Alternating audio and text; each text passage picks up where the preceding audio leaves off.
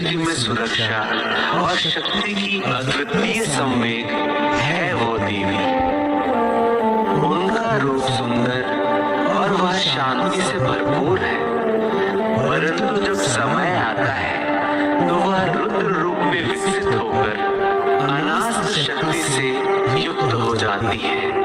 आओ हम सब मिलकर उस आदि शक्ति का